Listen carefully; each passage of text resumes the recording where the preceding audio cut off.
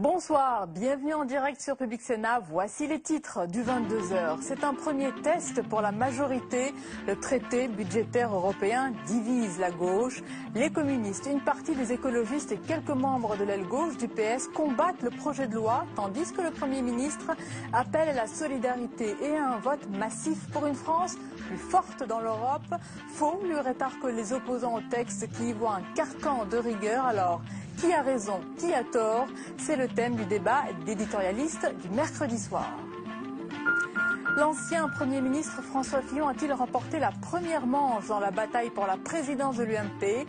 En déposant hier soir 45 000 parrainages, le camp filloniste a surpris tout le monde et surpris le camp d'en face qui se réjouissait d'avoir récolté plus de 30 000 signatures. Aujourd'hui, Jean-François Copé tente de reprendre l'initiative en lançant l'idée d'une pétition nationale contre le projet de droit de vote des étrangers. Notre invité politique sur ce sujet et d'autres, c'est l'ancien ministre Luc Châtel dans un instant. Tandis que la classe politique française se déchire autour des caricatures de Charlie Hebdo entre tenants d'une liberté d'expression absolue et ceux qui y voient au contraire une provocation de trop, en ces temps troublés, Washington intervient ce soir pour critiquer la décision du journal satirique tout en rappelant que rien ne justifie la violence. Dans une vingtaine de pays musulmans, la France renforce sa sécurité autour des ambassades et des écoles françaises. Voilà pour les titres. Merci d'être en notre compagnie ce soir. Il faut rentrer dans le rang. Jean-Marc Ayrault n'a pas utilisé ces mots-là pour exhorter sa majorité à voter le traité budgétaire européen, mais c'est bien le sens de son appel à la solidarité lancé ce matin. Il faut dire que le sujet divise la gauche et il a occupé, vous allez le voir, une bonne partie des journées parlementaires des socialistes à Dijon. Paul Bouffard.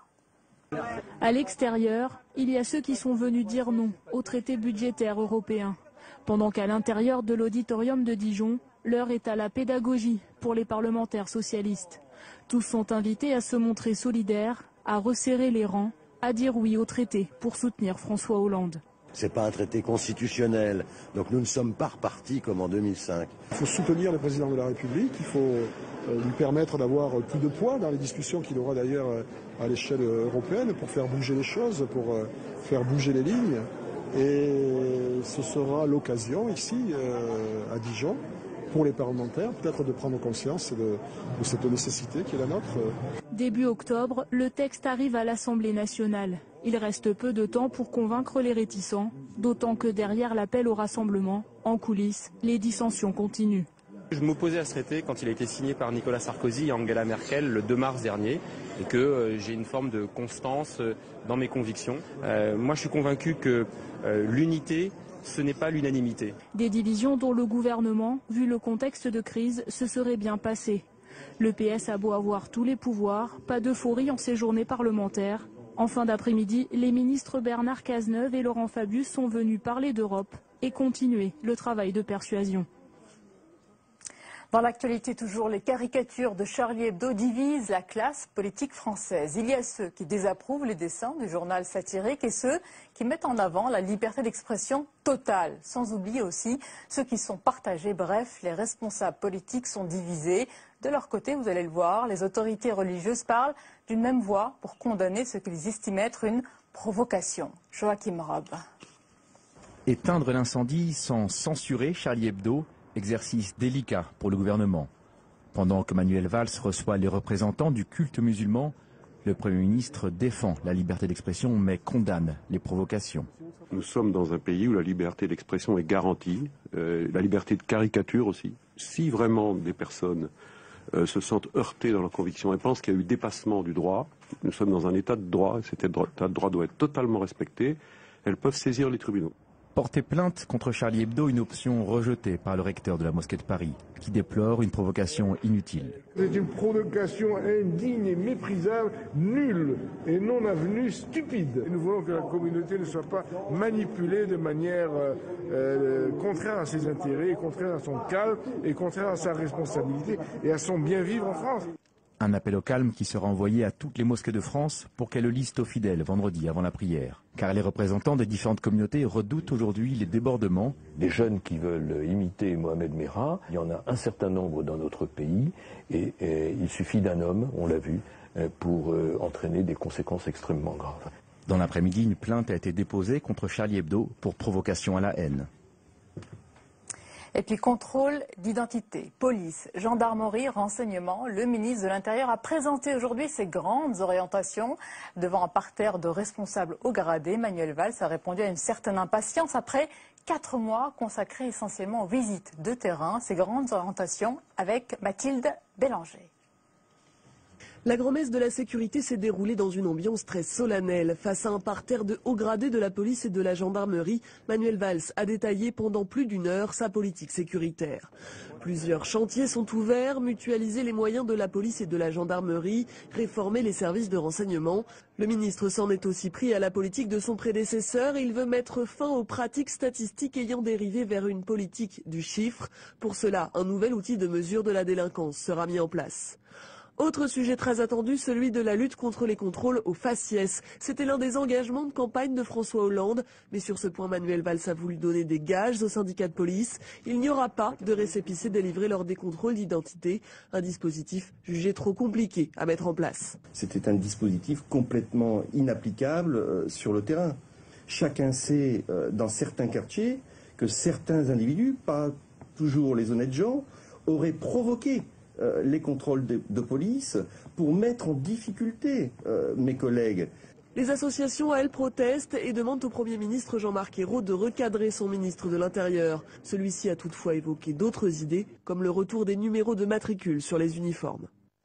Et l'invité politique du 22h est ancien ministre de l'Éducation nationale, également député UMP de la Haute-Marne. Luc Châtel, bonsoir. Bonsoir. Et bienvenue à vous. Je voulais d'abord vous faire réagir à ce sujet sur le ministre Manuel Valls. Il affiche sa fermeté sur de très nombreux thèmes. Est-ce que selon vous, c'est un bon ministre de l'Intérieur de gauche ? Écoutez, il affirme peut-être sa fermeté, mais les résultats de la délinquance sont en hausse pour les 3 derniers mois. Ce qui veut dire qu'il ne suffit pas de montrer des bonnes intentions. Ce qui est important, c'est les résultats en matière de lutte contre l'insécurité. Ils étaient en hausse avant les 3 derniers mois, il me semble. Non, mais en tout cas, il y a une aggravation très nette sur les 3 derniers mois. Ce qui veut bien dire qu'il y a indiscutablement un relâchement. Et puis, vous savez, vous ne pouvez pas avoir 2 sons de cloche au sein du même gouvernement. Avec Nicolas Sarkozy, il y avait une politique claire en faveur de la lutte contre l'insécurité. Aujourd'hui, Madame Taubira, jour et nuit, dit et fait le contraire de ce qu'essaye de faire passer comme message Monsieur Valls. Donc, ça n'est pas crédible. Et on voit bien que quand on évoque, par exemple, la suppression des tribunaux pour mineurs, quand on évoque le relâchement en matière de lutte contre la délinquance des mineurs, eh bien, indiscutablement, immédiatement, ça se traduit dans les résultats de la délinquance. Alors, à l'UMP, à présent, le duel pour la présidence de l'UMP démarre fort entre François Fillon et Jean-François Copé. Est-ce que la première manche psychologique a déjà été gagnée par François Fillon, qui a déposé plus de parrainage que Jean-François Copé? Écoutez, d'abord, moi, je voudrais me réjouir de l'élan, l'enthousiasme en matière démocratique de nos militants, puisque nous avons 100 000 militants sur 260 000 qui ont décidé de parrainer un candidat. Ça veut dire que, contrairement à ce qui avait été dit ici ou là, les militants de l'UMP, ça les intéresse, ce débat. Alors, il reste 2 candidats, 2 candidats dont la candidature a été validée. Ce qu'il faut, c'est que dans les 2 mois qui viennent... Il y en a un qui a affiché un petit peu, excusez-moi le terme, ses muscles hier soir. Non, mais le sujet, c'est Ça pas vous a d'afficher. surpris ? Le sujet, c'est pas d'afficher ses muscles. Il y a une démonstration de force quand même. C'est de convaincre les militants qu'on est le mieux placé pour devenir le futur président de l'UMP. La question, c'est pas de savoir qui va être le candidat à la présidentielle de 2017, qui a les plus gros muscles, qui sera le mieux placé au moment de la primaire de 2016. La question, c'est qui nous conduit à la bataille de la reconquête, qui est capable de bien organiser le parti, qui est capable d'aller sur le terrain pour détecter les jeunes talents qui iront conquérir nos villes en 2014. Et moi, je considère que le mieux placé, c'est Jean-François Copé, parce qu'il a été un bon secrétaire général pendant les 2 dernières années. Je peux en témoigner. Vous savez, j'ai vu au gouvernement, j'étais dans un ministère difficile, vous l'avez rappelé, le ministère de l'Éducation nationale. Eh bien, à chaque fois qu'on a eu des moments difficiles, à mesure douloureuse à porter parfois, il faut être courageux dans la vie politique. Eh bien, Jean-François Copé, il a été courageux. Mais vous travaillez aussi vous travaillez avant sous l'autorité de François Fillon. Il n'a pas été courageux quand vous avez mené ces réformes? Je n'ai pas dit ça. François Fillon, à ma connaissance, n'était pas secrétaire général de l'UMP. Il était Premier ministre. Il était Premier ministre. C'est pas du tout la même fonction. Aujourd'hui, nous avons besoin. Il a fait preuve de courage également. Je considère que Jean-François Copé a été un bon organisateur du parti et il a été capable de mobiliser nos équipes au moment de la présidentielle. Est-ce que François Fillon fait preuve de courage pour vous aider dans vos réformes? Les électeurs jugeront. Ce qui est important, encore une fois, c'est celui qui est capable de détecter les talents, d'aller sur le terrain, d'aller 3 fois par semaine ou 4 fois par semaine, tous les jours, dans nos circonscriptions, y compris là où on n'a pas de députés, pour garder ce lien avec le terrain. Il y a ce que vous décrivez, l'homme de terrain, et puis il y a aussi ce qu'on voit dans les sondages, c'est-à-dire la stature d'homme d'État. Et cette stature, apparemment, ceux qui sont interrogés, eh bien, ils parlent de cette stature pour François Fillon. Comment vous allez répondre à cet argument, contrer cet argument de poids? Sauf que les sondages que vous évoquez, ils portent sur un mauvais corps électoral, puisqu'ils évoquent les sympathisants. On interroge les sympathisants de droite.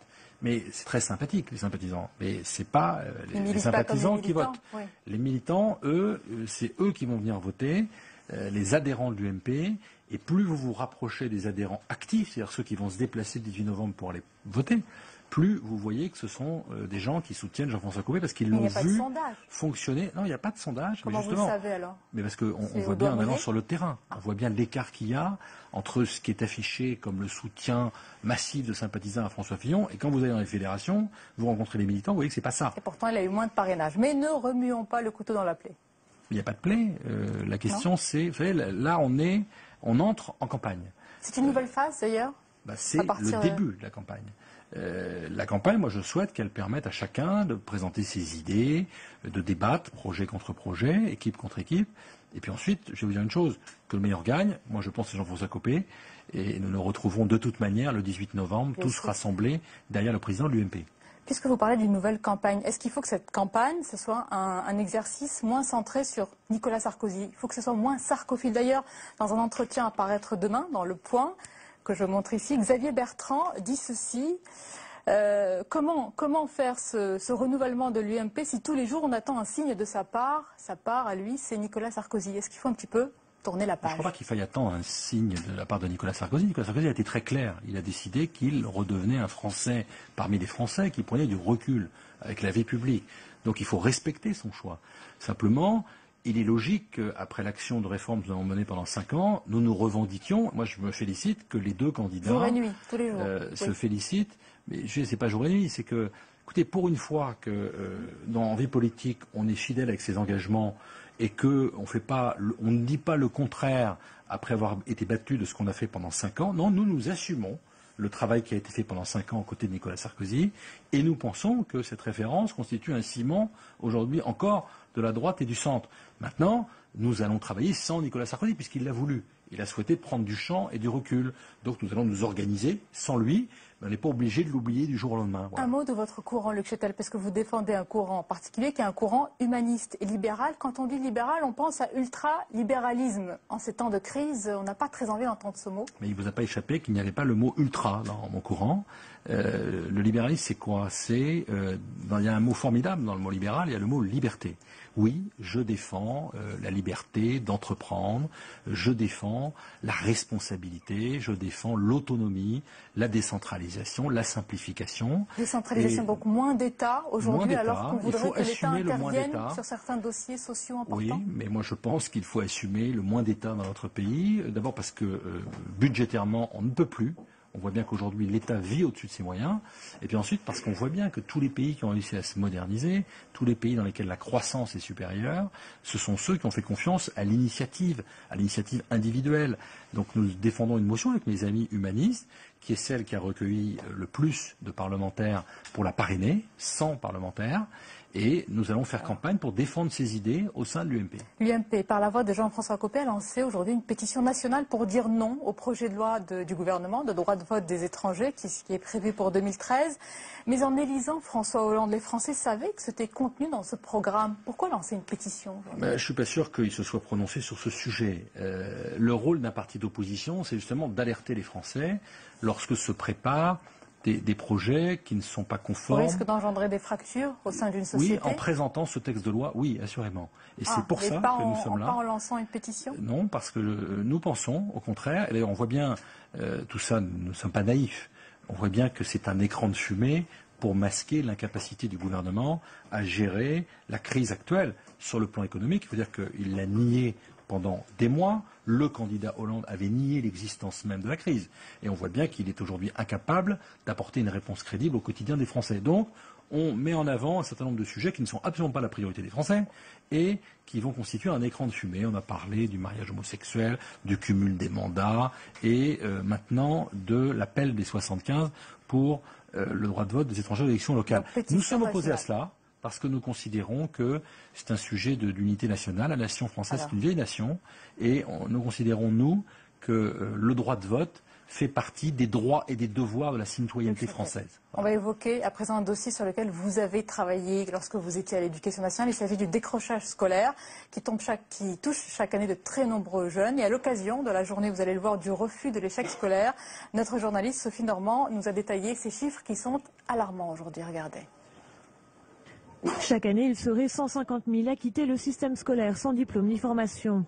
Des décrocheurs, comme ils sont baptisés, au profil souvent identique. C'est troisième, seconde, première, c'est plus des garçons que des filles. C'est les personnes qui sont issues de classes les plus favorisées qui réussissent le plus et ceux qui sont issus de classes défavorisées qui réussissent le moins. Des jeunes entre 15 et 17 ans pour qui le décrochage est enclenché souvent depuis plusieurs années. Des jeunes présents physiquement en classe avant la rupture, mais qui n'y trouvent pas leur place. Parmi ceux interrogés dans l'étude, engagés eux dans un processus de raccrochage, 47% disent aimer un peu l'école, quand en même temps 22% s'y ennuient.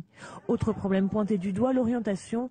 71% estiment avoir été mal conseillés, 59% disent avoir subi cette orientation. Le décrochage, une hémorragie scolaire que le gouvernement veut combattre. Nous nous interrogeons sur la possibilité de remettre sur pied le Conseil de l'innovation qui pourrait examiner les initiatives, voir lesquelles sont reproductibles et essayer de donner des préconisations de bonnes pratiques aux gens qui cherchent comment lutter contre l'échec scolaire. Vincent Payon réaffirmait lui la semaine dernière son ambition de diviser par 2 le nombre de décrocheurs du système scolaire, un objectif déjà fixé par François Hollande. Luc Châtel, vous venez de l'entendre, diviser par 2 le nombre de décrocheurs du système scolaire. C'est l'ambition de Vincent Payon. C'est faisable, c'est réalisable. On le souhaite, mais est-ce que c'est réalisable? Je pense que c'est réalisable s'il s'inscrit dans les pas que nous avons construits. Vous savez, j'ai été le Premier ministre de l'Éducation nationale à décréter la mobilisation générale contre le décrochage scolaire. Vous avez même dit, rentre en guerre contre le décrochage scolaire. Et ce n'était pas des mots. Nous avons mis en place ce qu'on appelle des plateformes de lutte contre le décrochage. C'est-à-dire que d'abord, nous avons identifié les décrocheurs scolaires, parce que vous savez qu'on ne savait pas, on ne connaissait pas l'identité des décrocheurs qui échappaient à l'éducation nationale, les élèves qui quittaient le lycée, qui étaient inscrits en juin et qui le quittaient pendant l'été, qu'on ne retrouvait pas en septembre, eh bien, on ne les connaissait pas. Donc nous avons mis en place un système qui permet dorénavant de les identifier et ensuite de leur apporter individuellement une réponse, c'est-à-dire une solution, nouvelle formation, soit à l'éducation nationale, soit ailleurs. Vincent Payon CFA. veut faire ceci, insister sur l'insertion professionnelle des élèves, et en amont, il veut mettre l'accent déjà sur l'école primaire. C'est une bonne chose. C'est très bien qu'il veuille le faire. C'est en marche, c'est-à-dire que ça fait 2 ans que nous avons installé ces plateformes de lutte contre le décrochage scolaire. Donc moi, je l'encourage à continuer. Ces résultats sur les chiffres, apparemment. Vous savez, la lutte contre le décrochage scolaire, le temps de l'école, c'est un temps long. Et on voit bien dans les performances des systèmes éducatifs au niveau international qu'il faut entre 5 et 10 ans pour obtenir des résultats. Donc sur ce sujet, moi je souhaite que Vincent Payon poursuive la politique que nous avions initiée. C'est dit. Merci beaucoup Luc Châtel d'avoir été notre invité. La suite du 22h dans un instant, le débat d'éditorialistes sur le sujet qui divise à gauche. La ratification du traité budgétaire européen discuté ce matin en Conseil des ministres. C'est aussi un premier test important pour la majorité de François Hollande et de Jean-Marc Ayrault. Nous analyserons ensemble dans un instant avec nos invités les enjeux politiques de ce texte. Mais d'abord, que contient-il précisément? Les détails avec Simon Barbary. Si le traité est adopté en octobre, la France devra resserrer son corset budgétaire. Pour beaucoup synonyme de rigueur, le dispositif européen laisse pourtant la porte ouverte à quelques échappatoires.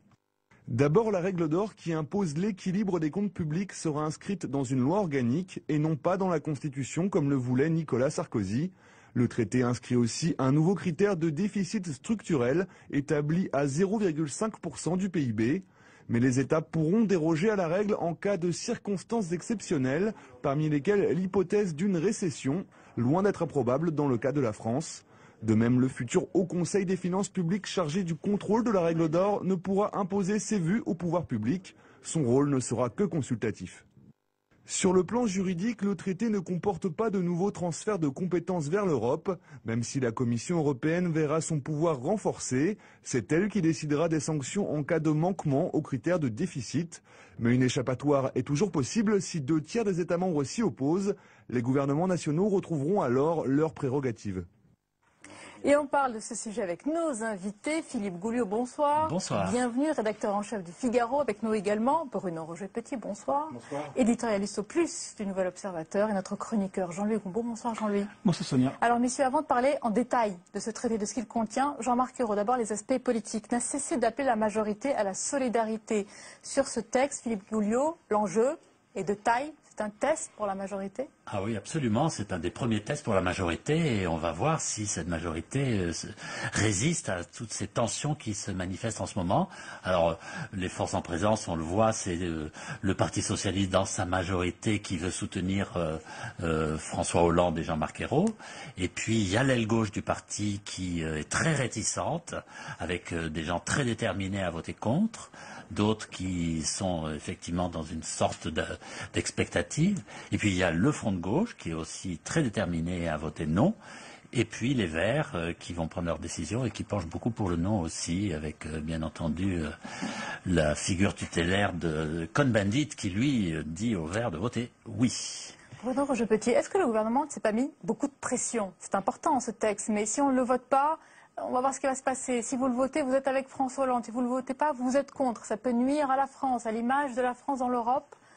Ça, c'est un message qui s'adresse d'abord et avant tout, comme vient de le rappeler Philippe, aux députés et aux parlementaires socialistes. Voilà, à ceux qui seraient tentés, effectivement, héritiers de ce que fut le non au référendum de 2005, parce que là encore, on s'aperçoit qu'en dépit de ce qu'on a raconté pendant la campagne présidentielle, ce drame interne des socialistes en 2005 a laissé des traces et qu'il y a encore des ambiguïtés sur le positionnement européen du Parti socialiste par rapport à ce qu'est l'Europe.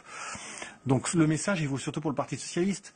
Cela étant, pour minimiser un peu les choses, politiquement, c'est pas si grave que ça d'une certaine façon, parce que le traité sera adopté, puisque la droite s'est un peu piégée elle-même en disant pendant des mois et des mois que c'était un traité merveilleux et qu'il fallait l'adopter en l'état.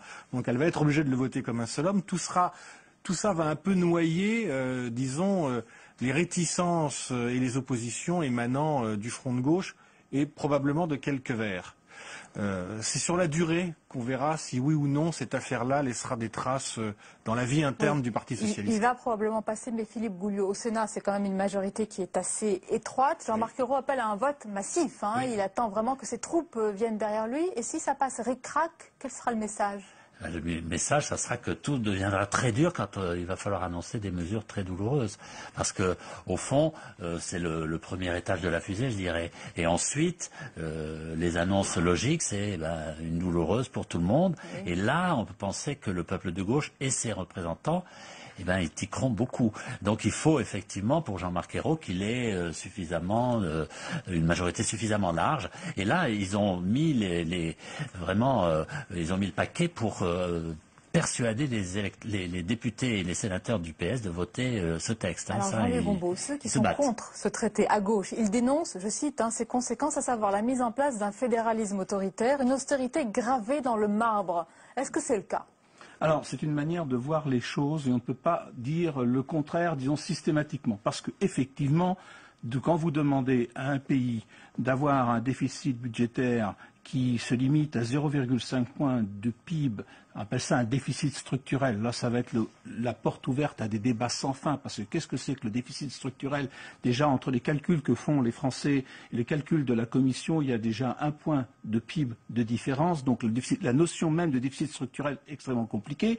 Ensuite, parce qu'on n'insiste pas assez sur le deuxième aspect, qui est quand même de faire baisser de 20% le différentiel entre la dette réelle et les fameux 60% prévus par Maastricht, ce qui est un effort d'1,5% du PIB chaque année pour la France, en plus de la baisse du déficit structurel. Donc on se trouve dans une situation qui, effectivement, on a parlé de douloureuse à l'instant, et effectivement, ça peut en être une. S'il n'y a pas de croissance, et ça c'est le choix quand même qui voilà, c'est le problème, c'est si vous n'avez pas de croissance, vous êtes obligé de comprimer parce que vous n'avez pas de recettes spontanées qui viennent de cette croissance. Donc effectivement, c'est une politique de rigueur. C'est-à-dire qu'il y avait le choix. On classe les priorités. Soit on estime que c'est la croissance avant tout, soit on estime que si on ne réduit pas le déficit, c'est-à-dire si on ne donne pas la priorité à la baisse du déficit, on va vers la catastrophe. On a choisi la deuxième option, mais il faut dire qu'au sein des économistes, il n'y a pas unanimité sur cette option-là. Et au sein du gouvernement, Bruno Roger-Petit, est-ce que certains remettent en cause ce déficit à 3%, cette règle, ou est-ce que pas du tout, comme dit Pierre Moscovici, il le rappelle, on tiendra notre engagement? Alors c'est ça qui est intéressant, effectivement, c'est que d'une certaine façon, c'est pas tant le vote sur le traité lui-même qui va être passionnant, c'est ce qui va se passer après et ce qui se passe déjà au sein du Parti socialiste. Je ne parle pas du gouvernement, je parle du Parti socialiste. Parce que justement, à l'intérieur du Parti socialiste, vous avez de plus en plus de voix qui commencent à s'élever, qu'on commence à entendre de plus en plus, qui dépassent d'ailleurs le fameux clivage du oui-non au référendum de 2005 et qui disent la convergence sur un déficit budgétaire à 3% d'ici 3 ans, c'est intenable. Il faut le repousser. D'ici un an. Oui, d'ici un an, pardon. Oui, 3-3, j'ai fait un lapsus. D'ici un an. Il faut le repousser. Il faut mettre Angela Merkel devant le fait accompli. Et ce qui est intéressant, effectivement, c'est que vous trouvez dans cette école-là des gens qui ne sont pas forcément des anti-européens primaires. Je sais par exemple que beaucoup écoutent de ce point de vue-là les conseils de Dominique Strauss-Kahn, qui lui dit en privé, et je pense qu'on ne va pas tarder à l'entendre de façon plus précise, il faut dire à Angela Merkel que le critère de convergence, on va le repousser. Voilà. Vous avez cette ligne-là qui commence à se faire entendre dans les arrière-cuisines du Parti socialiste et je pense qu'on va l'entendre de plus en plus. Je pense que Marie-Noëlle Lienemann, qui présente sa motion au congrès du PS, va faire entendre cette voix-là. Bien sûr. Philippe Boulieu, je crois, mais vous allez nous le dire aussi, Jean-Luc Combault, que dans ce texte, il y a certaines conditions. C'est-à-dire que si la récession est trop forte, si on n'arrive vraiment pas à respecter, si la situation empire, on peut ne pas respecter le texte. Est-ce que c'est prévu? Parce qu'on va rentrer... le vote du traité qui ne fait aucun doute. Ça fait aucun doute. Ça ne résout. Avec les voix de la droite, ça ne fait aucun doute. Oui, en fait. Oui, et puis même, beaucoup de gens vont le voter. Le résultat ne fait absolument aucun doute. Et croire qu'après cela, l'horizon est dégagé sur le plan, je ne parle pas économique, sur le plan institutionnel, c'est une erreur. C'est-à-dire, vous parlez des événements exceptionnels. On dit, sauf événement exceptionnel. Qu'appelle-t-on un événement exceptionnel? Un événement de l'année, parce qu'il est quand même exceptionnel que en 4 ans, nous n'avons pas rejoint en termes de PIB le niveau d'il y a 4 ans. C'est quand même quelque chose d'exceptionnel. D'ailleurs, M. Hollande a bien parlé de crise à caractère qui dure depuis 4 ans. Donc, est-ce qu'on doit tenir compte de ça ou bien uniquement de ce qui s'est passé des mois précédents? Donc, on rentre dans des débats extrêmement compliqués. Et le traité à l'aide, c'est très clair, on peut le lire, tout le monde peut l'avoir sur Internet, le tirer. Ce n'est pas vrai que ça résout l'ensemble des problèmes. Et puis, est-ce qu'à Paris et à Berlin, est-ce qu'à Rome, à Madrid, on aura la même vision de ces circonstances exceptionnelles, la même définition? Certainement pas. Angela Merkel, elle a une situation économique qui est quand même meilleure que la nôtre. Elle ne va pas faire de cadeaux à la France tellement. Elle sera peut-être obligée d'en faire parce que, malgré tout, il y a un rapport de force qui s'est créé et qui a un peu changé, il faut bien le reconnaître, depuis l'élection de François Hollande. Mais elle ne va pas faire de cadeaux, d'autant qu'elle-même approche... ce que dit une partie du gouvernement. Enfin, oui, forcément, quand on change d'acteur, les lignes bougent toujours. Donc mais est-ce qu'elles bougent dans le bon sens? C'est ça la question, parce qu'on a remarqué une zone... Ça, on va voir dans quelques temps si les premières mesures du gouvernement vont dans le bon sens ou pas. Mais ce que je veux dire, c'est qu'elle aussi, Angela Merkel, elle a des élections dans pas très longtemps et c'est pas une période qui va la pousser à faire beaucoup de cadeaux à la France. Bruno Roger-Petit, est-ce qu'on peut voir à travers le trou de la serrure dans les coulisses? On dit que le ton du gouvernement se ferait quand même plus menaçant vis-à-vis des récalcitrants, des parlementaires, et qui sont priés de voter dans le bon sens s'ils veulent se voir attribuer un poste dans telle ou telle commission. Vous devez savoir des choses. Mais ça, comment on arrive à convaincre justement ces parlementaires alors qu'il n'y a pas un grand débat qui est ouvert? Je pense qu'il ne faut pas... ce que vous dites existe, on le sait, c'est de la vieille pratique parlementaire. Parfois on monnaie même des ronds-points. Moi je me souviens du débat sur l'adoption de la CSG il y a 20 ans. Ça s'était terminé comme ça. On avait quasiment acheté le vote de députés en leur promettant... Voilà, il n'y avait pas de majorité absolue, donc il fallait éviter une motion de censure. Voilà, il fallait éviter une motion de censure, et donc Guy Carcassonne, qui s'occupait chez Michel Rocard de ces choses-là, c'est de la vieille pratique parlementaire. Encore une fois, il ne faut pas surestimer dans l'opinion l'impact de cette affaire.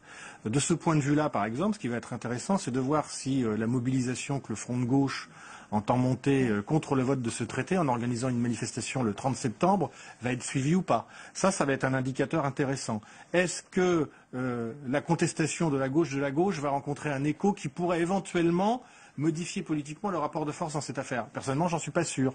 Bon, c'est ça aujourd'hui aussi la vraie question, c'est le rapport à l'opinion. C'est pas tellement le rapport de force parlementaire. Les Français, les téléspectateurs, ceux qui nous regardent, est-ce qu'ils se sont intéressés, penchés sur ce texte? Non, bien sûr que non. C'est des textes très techniques, non. C'est-à-dire, c'est dont on est en train de débattre. Oui, mais bon, espérons qu'on va un peu les éclairer. Non, mais c'est vrai que généralement c'est des textes compliqués, techniques, mais c'est ensuite l'application qui va les intéresser, parce que là, à ce moment-là, ça sera du concret, des espèces sonnantes et trébuchantes. Jean-Louis, c'est quoi? Alors justement, vous dites comment on convainc, vous avez question des députés. Vous avez remarqué que ceux qui sont chargés de faire ce travail ont voté non au traité constitutionnel. Laurent Fabius et le ministre chargé des relations avec les parlementaires, M. Villalis. Donc on a pris des gens qui connaissaient les arguments du contre. Et ce qui est intéressant, je pense, c'est quand vous écoutez les députés qui hésitent, ils disent « je vais voter oui » parce que si c'est non, on va à la catastrophe. C'est-à-dire qu'avant, vous aviez un vote oui d'adhésion et maintenant vous avez un vote oui d'appréhension. C'était tout à fait différent. C'est-à-dire que la manière dont on s'embarque sur cette affaire est beaucoup plus dans le doute, même chez ceux qui vont voter oui. Et ça va beaucoup déterminer le contexte de la suite des événements. Ce qui était amusant ce matin quand on entendait Jean-Marc Ayrault sur RTL, c'est qu'il a bien rappelé aussi... Vous vous êtes amusé ? Oui, c'était amusant. C'était amusant. Non, il rappelait que les députés avaient été élus parce que François Hollande avait été élu, donc il les rappelait à l'ordre.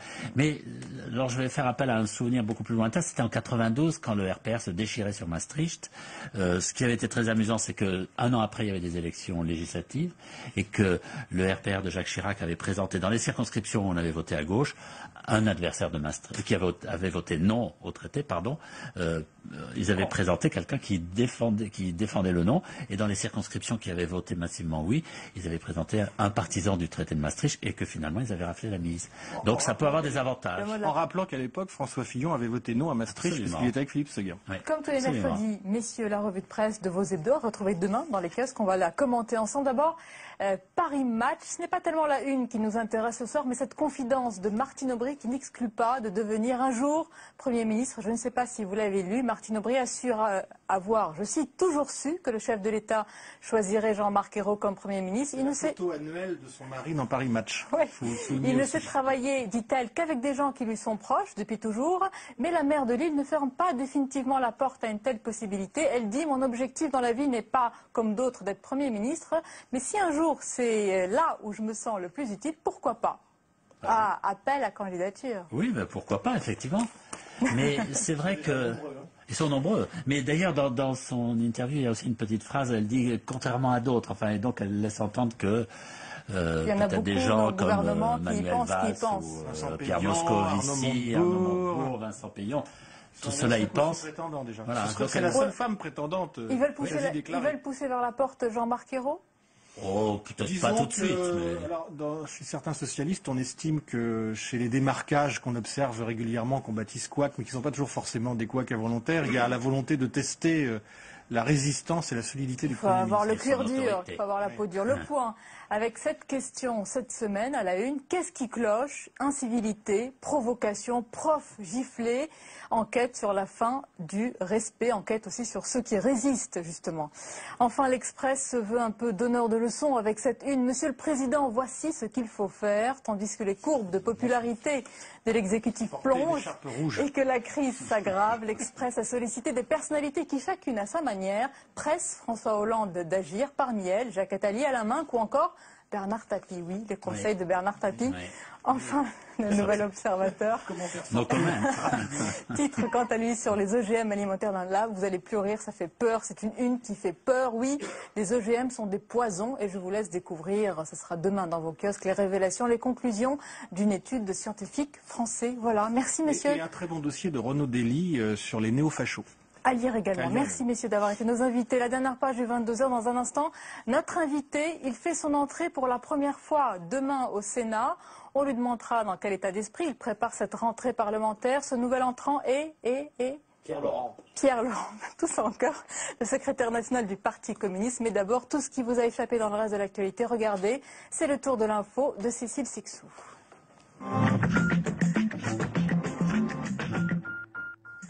Même à faible dose, les OGM seraient toxiques. C'est ce qui ressort des recherches menées dans le plus grand secret par une équipe française. Ils ont nourri près de 200 rats de maïs transgéniques pendant 2 ans. Et entre les morts prématurées et les cancers plus fréquents que la moyenne, les conclusions sont alarmantes. Des résultats visiblement pris au sérieux par le gouvernement, qui a d'ores et déjà saisi l'Agence nationale de sécurité sanitaire de l'alimentation. Les futurs emplois d'avenir ne concerneront pas les emplois saisonniers. C'est ce qu'ont décidé les sénateurs socialistes et communistes de la Commission des affaires sociales. L'Assemblée nationale avait pourtant adopté cette disposition, mais elle faisait débat. Les syndicats notamment dénonçaient vivement une mesure contraire à l'esprit du projet de loi, car soutenant les emplois précaires. Le texte sera discuté en séance publique au Sénat le 24 septembre prochain. Le cumul des mandats, c'est une question qui fâche au Parti socialiste. À l'occasion des journées parlementaires à Dijon, Bruno Leroux, le chef de file des députés de la majorité, reprend une idée de son homologue au Sénat, François Rebsamen, et coupe la poire en deux. Il propose de dire oui au cumul d'un mandat local et parlementaire, mais non au cumul des indemnités, une disposition à inscrire dans le budget 2013, selon lui, en attendant la loi sur ce sujet en 2014. Il n'en est pas à sa première bourde. Mitt Romney, piégé par une caméra cachée lors d'une réunion de collecte de fonds, il a traité d'assister les 47% d'électeurs qui voteront forcément pour Obama. Réponse du président américain. Ce que j'attends de quelqu'un qui veut devenir président, c'est qu'il travaille pour tout le monde, pas juste pour un petit nombre. Mitt Romney, dans la même vidéo, a également affirmé, contrairement à ce qu'il dit en public, qu'il ne croyait pas à la création d'un État palestinien. Avec le projet de loi de décentralisation qui s'annonce pour fin 2012, régions, grandes villes et départements, tous sont sur les rangs pour peser dans le débat. Et après les présidents de région reçus la semaine dernière à l'Elysée, c'était au tour des maires des grandes villes de faire leur démonstration de force aujourd'hui à Paris. Les métropoles peuvent avoir des compétences qui leur permettent d'agir et de réaliser, et donc d'être peut-être beaucoup plus rapidement efficaces sur le problème de l'emploi ou les défis écologiques. Marie-Lise Lebranchu, ministre de la fonction publique, porte le projet de loi. Elle devra trouver un compromis entre tous les acteurs.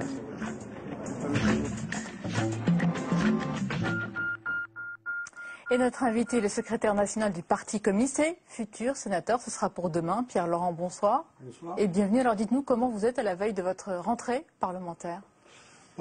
J'arrive dans un état d'esprit combatif, fier d'intégrer un groupe qui va être pour la 3e fois consécutive présidé par une femme, puisqu'on a élu cet après-midi en remplacement de Nicole Borvo-Cohen-Seat, que je remplace au Sénat, Eliane Assassi, qui est une sénatrice de Seine-Saint-Denis, présidente du groupe.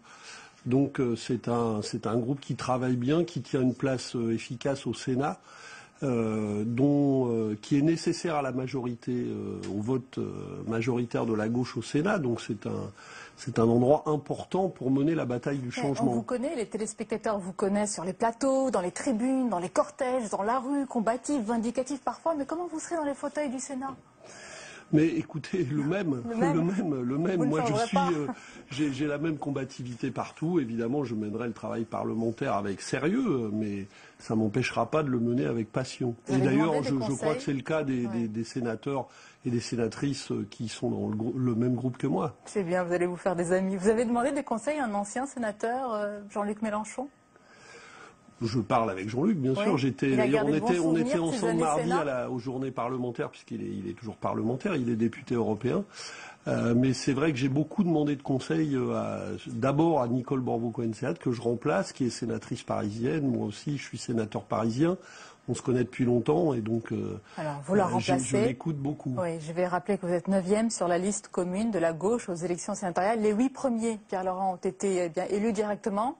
Pas vous. C'est quand même une tâche? Non, pas du tout.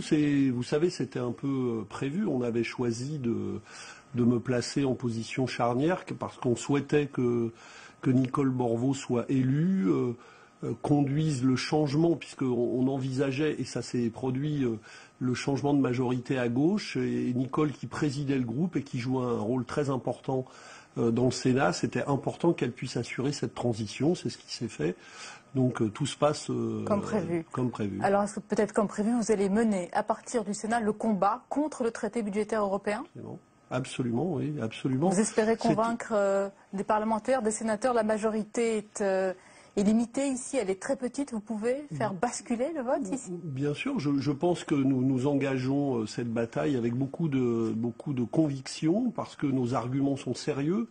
Je crois que personne n'arrive à nous convaincre que ce traité a été renégocié, parce que le texte qui va être soumis à la ratification parlementaire est à la ligne près le texte qui a été signé par Nicolas Sarkozy et Angela Merkel.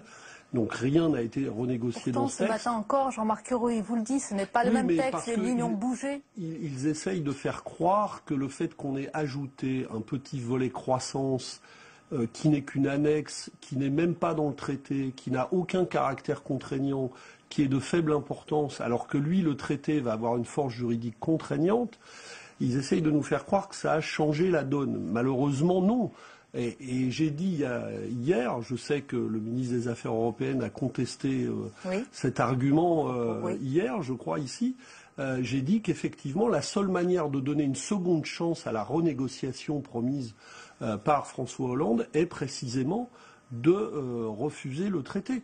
Et à ce moment-là, Hollande pourra se prévaloir. Bernard Cazeneuve, c'est ce qu'il a dit hier. Il a dit c'est un test pour la majorité. Comment vous, qui avez glissé un bulletin François Hollande le 6 mai 2012, aujourd'hui vous allez le mettre en difficulté?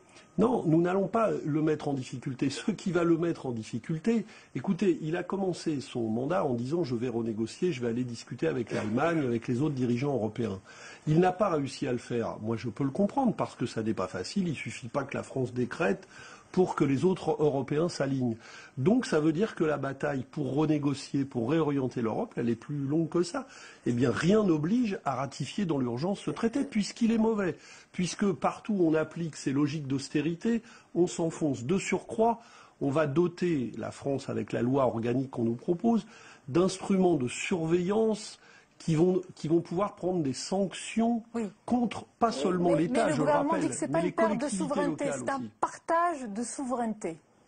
Mais ça n'est pas ça la question. La question, c'est est-ce qu'on va s'en sortir en menant des politiques d'austérité et de réduction des dépenses publiques, alors qu'on a une croissance qui est nulle? Évidemment non. Tout ce qui se passe ailleurs. La politique de François Hollande sur l'Europe, c'est la même politique que Nicolas Sarkozy. Par exemple, on a dans le traité. C'est la même politique.